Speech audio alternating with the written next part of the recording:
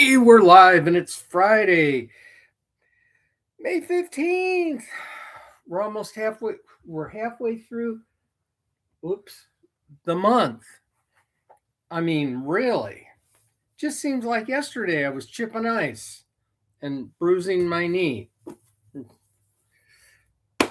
Positive thinking. Let's do it. Courageously stand.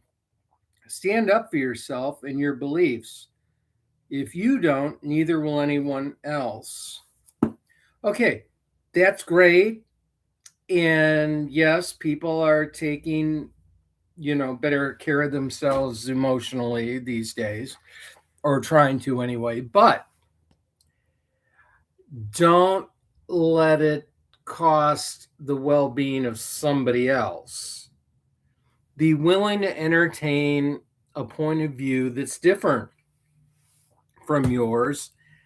And, you know, a true sign of absolute belief and commitment into something is to have somebody vehemently disagree with you and you politely accept their divergent point of view without it rattling what you believe. So there you go. Okay. And a happy post Ascension Day to everybody. Daily text, Jeremiah 50, verse 5. They shall ask the way to Zion. Good morning. My knee feels as wonderful as a Trump cognitive test. Actually, it's great, Sharon. Thank you for asking. It feels pre-injury great, and I had the best night's sleep in 4 or 5 months. So Denise says, if this is what happens when you get a good night's sleep, stay up later. Okay. They shall ask the way to Zion with faces turned toward it, and they shall come and join themselves to the Lord by an everlasting covenant that will never be forgotten. Guess what that is? That's the new covenant with Jesus Christ. Boom. Mic drop. Whatever that is. I don't understand some of these new slang things. Okay, daily text. 2 Peter 1, 5, and 7. For this very reason, you must make every effort to support your faith with excellence, and excellence with knowledge, and knowledge with self-control, and self-control with endurance, and endurance with godliness, and godliness with mutual affection, and mutual affection with love. Okay, if we're supposed to do those in order, a lot of people aren't going to get to love. All right. Excellence, okay. Knowledge, yeah. Self-control, occasionally. Endurance, not so much. Godliness, hope so. Mutual affection, depends. Love, I'm trying. Go back and work on the others. It'll slip in. Really.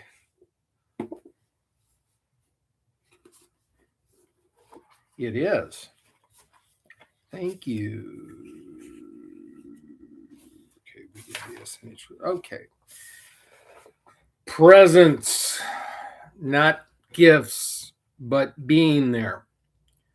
1 John 4:16, and we know and believed the love that God has for us. God is love, and he who abides in love abides in God. Okay. Auntie Margaret, we called her, not an aunt, not even a cousin, but a beloved church friend and neighbor. We gave her a ride every Sunday morning. My wife Carol and I would rush off to choir rehearsal, and Auntie Margaret would get things ready for coffee hour or a Bible study or the soup kitchen. She was ever present. When we complimented her, calling her a pillar of the church, she poo-pooed us. Once when I woke up from a medical procedure and found her sitting by my bed, I knew I was going to be okay. Her presence spoke love. Okay. let me ask you this. If somebody woke up after being anesthetized for a procedure and the first thing they saw was you, would they be happy or a little apprehensive? You know, the old joke, lock your dog and your wife in the trunk of a car and come back 24 hours later and see who's happy to see you.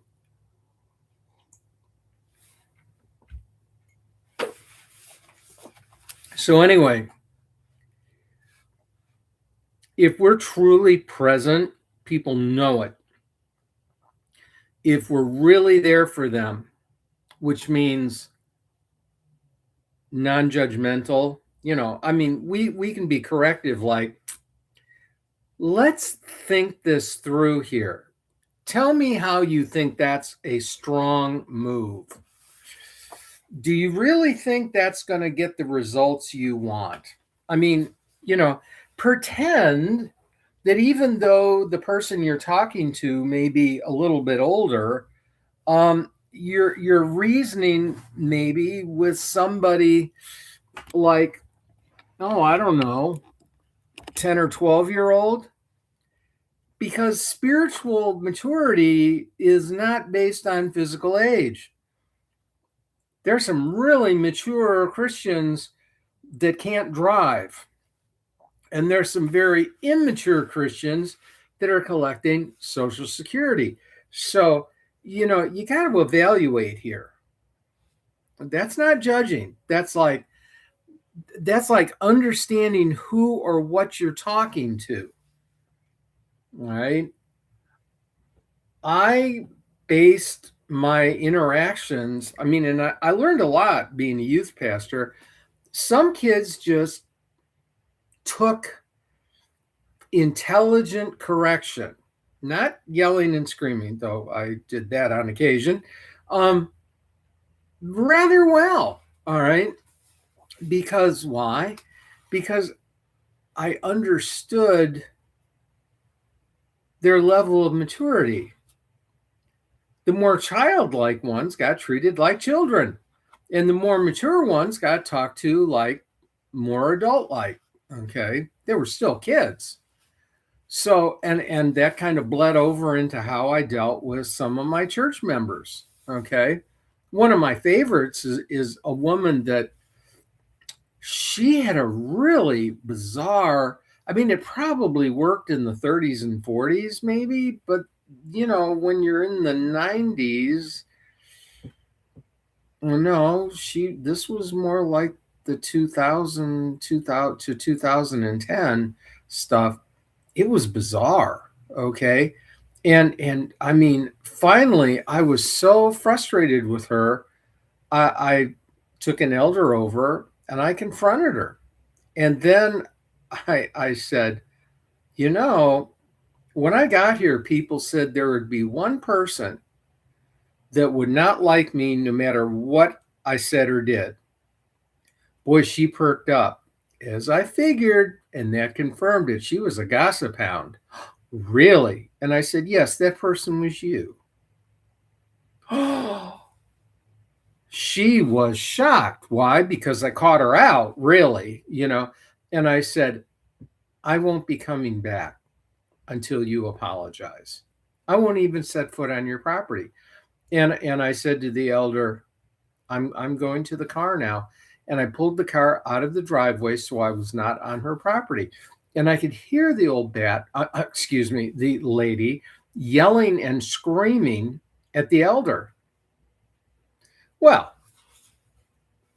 about 6 months later, she called up and asked the new pastor to come and give her communion. And I heard all about what a reprehensible human being that other guy was and how nice and sweet and kind I was. Same person. We were dealing with Alzheimer's. Well, but you know, when people act very childish, they deserve a childish interaction. So anyway, Yeah, one of her weird things was she would never take a shower because her mother said ladies only took baths. Who's to sit in dirty water? Okay, let's pray. Loving God, thank you for turning my face toward you. You are the source of all good gifts. Faith, resilience, friendship, and love that moves mountains. I gladly receive your everlasting promise. Thank you for intervening when I wandered. You set me on a sunlit path, your way of blessing a broken world that needs your enduring care. Amen. All right, everybody. Have a good weekend. See some of you tomorrow at the planning meeting. I hope it goes well and is productive. See ya.